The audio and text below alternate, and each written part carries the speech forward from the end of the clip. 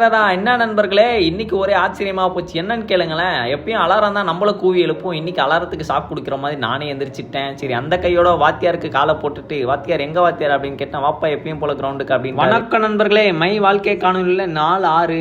சரி, எப்பயும் போல அன்றாட வாழ்க்கையில என்னென்ன பண்ணுவோமோ அதெல்லாத்தையும் பண்ணி முடிச்சிட்டேன் உறவுகளே. கொஞ்ச நாளா அதை காணொலியில எடுத்து போட முடியும். ரொம்ப நாளா தூங்கிட்டு இருந்த 3வது இதயத்துக்கு இன்னைக்கு தான் தட்டி உயிர் கொடுத்தோம். சரி, அந்த கையோட எப்பயும் போல வாத்தியார் கொடுத்த பயிற்சி எல்லாத்தையும் வெற்றிகரமா முடிச்சிட்டு ஒன்னு சொல்ல மறந்துட்டேன். இந்த புல்லப் பார்ல எனக்கு ஒரு நினைவு இருக்கு. என்னன்னா, இந்த புல்லப் பார்ல நான் முதல் புல்லப் எடுக்க ரொம்ப கடினப்பட்டேன். ஆனா இன்னைக்கு நல்லா புல்லப் பண்றேன். அதுக்கு காரணம் எங்க வாத்தியார். சரி உறவுகளே, என்றும் போற கிரவுண்டுக்கு இன்று விடுமுறையா, அதனால வாத்தியார் இங்க கூப்பிட்டு வந்துட்டாரு. சரி, அந்த கை பயிற்சியை முடிச்சுட்டு வீட்டுக்கு சிட்டா பறந்துட்டேன் நண்பர்களே. எப்பயும் நமக்கு மட்டுமே தீனியை போட்டா பத்தாதுன்னு சொல்லிட்டு நம்ம பயிலுக்கு கொஞ்சம் தீனியை போட்டு விட்டேன். சரி, வந்த கையோட அசாசின் மாதிரி சுத்திக்கிட்டு இருந்தேன். சாப்பிட்டு முடிக்கலாம் அப்படின்னு சொல்லி வீட்டுக்குள்ள பறந்துட்டேன். சாப்பிட்றதுக்கு என்ன இருக்குன்னு பார்த்தா அதான் தெரியுது, எங்க அம்மா இன்னைக்கு பிடிச்ச உணவு செஞ்சு வச்சுட்டாங்க. அதனால காலையில அந்த உணவை முடிச்ச பிறகு அண்ணன் வங்கிக்கு போகணும்னு சொல்லிட்டான். சரி, அவன் கூட வங்கிக்கு கிளம்பி போனா காசு என்றதையும் ஒரு வீடியோ நெக்கா எடுத்துட்டேன். சரி, அவங்க பாக்குறதுக்குள்ள கட் பண்ணிட்டு அதே உணவுக்கு வீட்டுக்கு வந்துட்டேன் நண்பர்களே. இன்னைக்கு உணவும் அற்புதம். ஏன்னா எங்க அண்ணி வீட்டுல இருந்து வந்தது. அப்புறம் என்ன, ஊட்டச்சத்தை தான் உடலுக்கு இறக்கிட்டோம்ல. எப்பயும் போல கடினமா இருக்கலாம் நினைச்சாதான் எங்க அண்ணன் திரும்பி வங்கிக்கு போகணும்னு சொல்லி என்ன தரன்னு இழுத்துட்டு போயிட்டான்.